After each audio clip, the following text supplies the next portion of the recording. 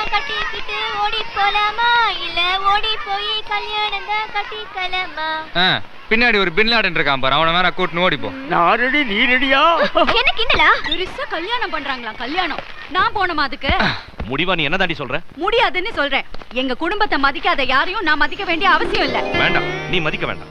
என்ன பண்றது? நீங்க போங்க. எனக்கு இன்னைக்கு முக்கியமான வேலை இருக்குடி. இல்ல நான் போக மாட்டேனா? நம்ம வீட்ல இருந்து அந்த கல்யாணத்துக்கு யாரும் போகறனா அவங்க தப்பா நினைப்பாங்க. ஓவர் சத்தமா இருக்குது வேலு. போய் ஒரு அட்டெண்டன்ஸ் போட்டு வந்துரு. கவலையே இல்ல. Stop it. அடடடடட. இதென்ன பார்லிமென்ட் மாதிரி இப்படி சத்தம்? 4 பேப்பர் எழுதுன்னு திட்டினா மட்டும் பத்தாது. குழந்தைகளை பீஸ்ஃபுல்லா படிக்க விடுங்க. வேலு நீயே சொல்றா, எங்க அம்மா அப்பா 60ஆம் கல்யாணத்துக்கு அவங்க குடும்பத்துல இருந்து யாராவது வந்தாங்களா? வரல. ஏன் அப்பாவே நீ லேட்டா தானே வந்தாரு? இப்ப அவர் தம்பி பொண்ணு கல்யாணமா? அதுக்கு நான் திருச்சிக்கு போணுமா? ஐயா அது எப்படிமா முடியும்? மதியாதார் தலைவாசல் மிதியாதேன்னு அவ யாரே சொல்லிருக்காங்கம்மா. டேய் நீ என்ன உங்க அம்மாவுக்கு சப்போர்ட்டா? சப்போர்ட் இல்லப்பா, நியாயத்தை சொல்றேன். ஓ அன்னைக்கு தாத்தாவும் பாட்டியும் மாலையும் கழுத்துமா மனக்கோலத்துல எவ்வளவு ஃபீல் பண்ணாங்கன்னு எனக்கு தான் தெரியும்.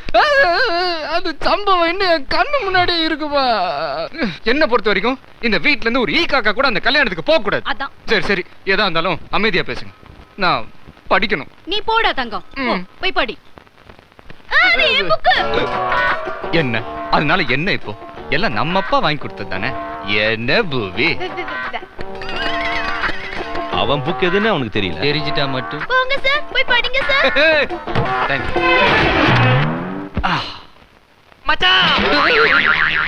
மச்சான் நாம செமிஃபைனலுக்கு செலக்ட் ஆயிட்டோம். நிஜமாவா? வர 18ஆம் தேதி மதுரைக்கு போய் மேட்ச் ஆடுறோம். நான் போய் புள்ளிங்களாண்ட சொல்லிட்டு வந்துறேன். வட்டா 18ஆம் தேதி மதுரையில மேட்ச். எப்படி? போட்டு போங்க. 18ஆம் தேதி எனக்கு முக்கியமான கான்ஃபரன்ஸ் இருக்குன்னு உன்கிட்ட எத்தனை தடவை சொல்றது? நான் என்ன செய்யறது? அப்பா ஒரு நிமிஷம். உள்ள போய் ஒரு தடவைக்கு 12 தடவை யோசிச்சு பார்த்தேன். நீங்க சொன்னதான் கரெக்ட்னு தோணுச்சு. 18ஆம் தேதி திருச்சி கல்யாணத்துக்கு நம்ம வீட்ல இருந்து யாராவது போயே ஆகணும். என்னடா திடீர்னு அப்பாவுக்கு சப்போர்ட் பண்ற? சப்போர்ட் இல்லம்மா, நியாயத்தை சொல்றேன். மதியாதார் தலைவாசல் மிதியாதேன்னு அவ்வையார் சொல்லிருக்காங்க, அப்ப சொன்னேன். ஆனா இப்ப திருவள்ளுவர் என்ன சொல்றாருன்னா, இன்னா செய்தாரை ஒருத்தல் அவர் தான நன்னையும் செய்து விடல்னு சொல்லிருக்காரு. இப்ப இவர் சொல்ற மாதிரி நடந்தாதான் சுற்றமும் நட்பும் நிலைக்கும். சரி வேலு, அப்ப நானே போயிட்டு வந்துடுறேன். நீ எப்படிமா போக முடியும்? உனதான் இன்சல்ட் பண்ணிருக்காங்களே. ஆமால? ஆமாவா இல்லையா? ஏதாவது ஒன்ன மட்டும் சொல்லு. ஆமா மட்டும்தான். இருந்தாலும் யாராவது ஒருத்தர் நம்ம வீட்ல இருந்து போயே ஆகணுமே. புவனாவை அனுப்பலான்னா அவளும் சின்ன குழந்தை. யார அனுப்புறது? என்னதுக்காக போக சொல்ற? முடியாது. முடியாது. நான் சொல்லவே இல்லையே. இப்ப சொன்னீங்க. என்ன சொன்ன? சொல்லவே இல்லைன்னு சொன்னல. அதான் சொன்னேன். அடப்பாவி. கல்யாணத்துக்கு நீயே போயிட்டு என்ன பண்ணீங்க? 17 அங்க 16 இங்க 18ல முடியாது. நான் பாசிபிள் அட் ஆல். அதெல்லாம் சும்மாப்பா, அவனே அனுப்புங்க. ஏய் நீ தான் போற. நீ என்ன புவனா நீ மாட்டி விட்டுட்டியே. பாஸ்புக் கொஞ்சம் கொடு. போறேன், போய் கலந்துக்கிறேன். கலந்துக்கிட்டு கபடி கபடி கபடி கபடி கபடி. வேலு ஜாகிரதை. ஏய் அவன் என்ன சின்ன குழந்தையா? அவனுக்கு தெரியாதா? காலம் கெட்டி கிடக்குங்க. டேய் கல்யாணத்துக்கு போகும்போது புக்ஸ் எதுக்குடா? அது திருச்சி போறதுக்கு 6 மணி நேரம் ஜர்னி ஆகும்லப்பா. அந்த டைம் எதுக்கு வேஸ்ட் பண்ணுன்னு அரியர் எக்ஸாம்க்கு படிக்கலாம்னு எடுத்துட்டு போறேன்.